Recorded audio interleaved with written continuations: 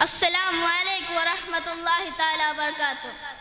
Honorable Chairman, respected teachers and my beloved friends. First of all, I praise Allah who blessed with me this golden statue in front of you all. Dear brothers, we are celebrating our beloved leader Prophet Muhammad sallallahu alaihi wasallam. We should love Prophet Muhammad sallallahu alaihi wasallam more than anything in this world.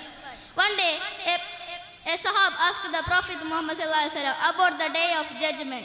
When will honor be?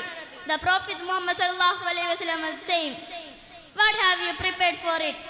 The Sahab saying, "Nothing, except I love Allah and His Prophet Muhammad sallallahu alaihi wasallam." The Sahab become very happy hearing that. Whatever condition, whom do you love most?